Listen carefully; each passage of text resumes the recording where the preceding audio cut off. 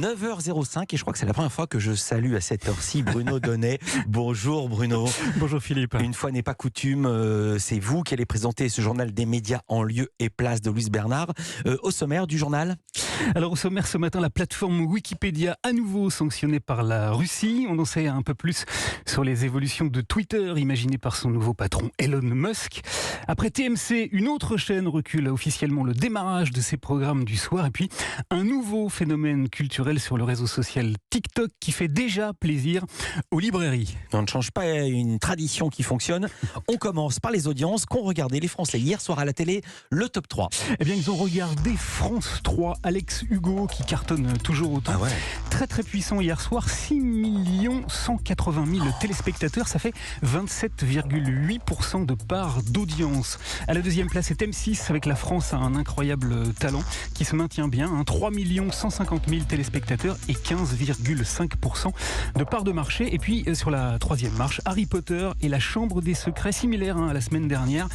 Au premier volet de Harry Potter, 2 100 000 téléspectateurs, 11,9% de part d'audience. Mais quand même, Harry Potter fait 2 millions, Alex Hugo 6 millions. Un rapport de 1 à 3 entre les Français et les Américains.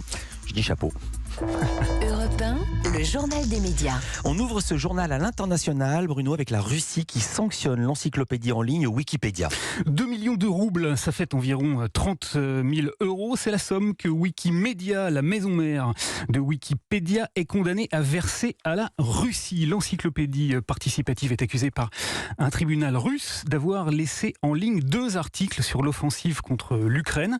Ces articles sont jugés mensongers par Moscou, mais selon le dirigeant de l'association Wikimedia RU, la décision du tribunal sera contestée en justice et les 2 articles en question ne seront pas supprimés de la plateforme.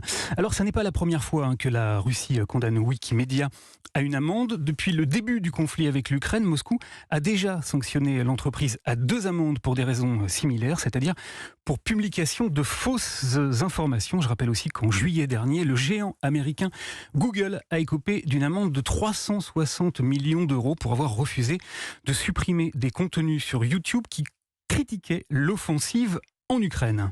On continue avec Twitter, on en sait un peu plus sur les nouvelles modalités imaginées par le nouveau patron Elon Musk. Oui, Louise Bernard vous disait hier qu'Elon Musk souhaitait faire payer les comptes certifiés de Twitter. Vous savez, ces comptes de célébrités qui ont un petit logo bleu à droite de leur nom. Eh bien, on sait désormais précisément combien ça va leur coûter. Ce sera $8 par mois. Cet abonnement promet aussi aux utilisateurs d'être moins exposés à la pub sur le réseau social, de pouvoir poster des vidéos et des messages audio plus longs, ainsi que des tweets qui apparaîtront en priorité Mazette. Mais la grande nouveauté, c'est qu'auparavant, les comptes certifiés étaient réservés, vous savez, aux célébrités, aux journalistes ou aux institutions qui devaient soumettre un dossier au préalable pour obtenir ce précieux sésame et éviter les usurpations d'identité. Eh bien désormais, Elon Musk souhaite que cette petite facétie ou précision soit disponible pour tout le monde. Et c'est d'ailleurs dans un tweet qu'Elon Musk a expliqué tout ça hier, je le cite. « Le système actuel, dit-il, des seigneurs et des paysans avec ceux qui ont la cloche bleue et ceux qui ne l'ont pas, c'est des conneries, bullshit. Pouvoir au peuple, bleu pour $8 par mois. » Fin de citation. Alors $8, c'est quand même $3 plus cher que Twitter Bleu, l'abonnement premium actuel du réseau social, mais c'est bien moins que les $20 que pronostiquaient ces derniers jours plusieurs médias américains. Le prix des abonnements devrait aussi être ajusté en fonction des pays, mais on n'en sait pas davantage pour le moment. Dans l'actualité également, du cinéma, une série avec le retour d'une actrice absente des écrans depuis 20 ans. Elle s'appelle Shelley Duvall, son nom ne vous dit peut-être rien, mais vous connaissez très certainement son visage. Elle est devenue célèbre dans le monde entier depuis son rôle dans ce film signé Stanley Kubrick. 5 mois de tranquillité, c'est tout ce que je demande. Cet endroit est un si énorme labyrinthe qu'il me faudra tracer une piste de miettes de pain chaque fois que j'y entrerai. T'as vraiment envie d'aller vivre dans cet hôtel tout l'hiver?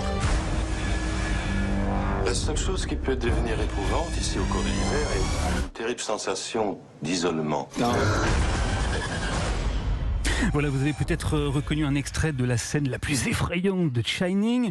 Shelley Duvall y jouait la femme de Jack Torrance, alias Jack Nicholson, un film qui a durablement traumatisé cette actrice qui a aujourd'hui 73 ans. Elle n'était pas réapparue sur les écrans depuis 20 ans et c'est dans une série B d'horreur intitulée The Forest Hills qu'elle fera donc son grand retour aux côtés d'Edward Furlong, vu dans Terminator 2, et de Dee Wallace, aperçu dans E.T.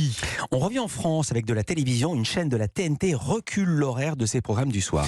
Oui, la semaine dernière, on vous annonçait ici même que la chaîne TMC lancerait ses primes à 21h25 et non plus à 21h15 à partir de mi-novembre. Eh bien, c'est au tour de C8 de décaler officiellement, elle aussi, ses programmes du soir à 21h20 au lieu de 21h15. Je dis officiellement, Philippe, parce qu'en fait, comme pour TMC avec Quotidien de Yann Barthès, l'émission Touche pas à mon poste débordait déjà très allègrement sur les primes. Dans un rapport publié récemment, l'Arcom révélait que le talk show de Cyril Hanouna déborde en moyenne de 5 minutes et 51 secondes, c'est précis, face aux nombreuses plaintes de téléspectateurs qui s'agacent de voir leur programme du soir arriver de plus en plus tard. Eh bien, l'Arcom a donc incité les chaînes à respecter les horaires officiel, et comme TMC, C8 a préféré reculer l'horaire à 21h20 plutôt que de respecter celui de 21h15. Il faut dire que les audiences de Touche pas à mon poste sont bonnes, très bonnes et souvent bien meilleures que celles des programmes du soir. On comprend donc aisément que C8 ait souhaité privilégier ce talk show plutôt que ses prime time. Et on termine ce journal, Bruno, avec un nouveau phénomène culturel sur un réseau social adoré des très jeunes. BookTok, c'est le nom de la nouvelle tendance qui consiste, comme son nom l'indique, à parler de livres sur TikTok. Concrètement, si vous tapez dans le moteur de recherche TikTok le hashtag BookTok, eh bien vous tomberez sur des centaines, des milliers de vidéos autour de livres et de lectures en tout genre. C'est un peu la version 2.0 des critiques littéraires.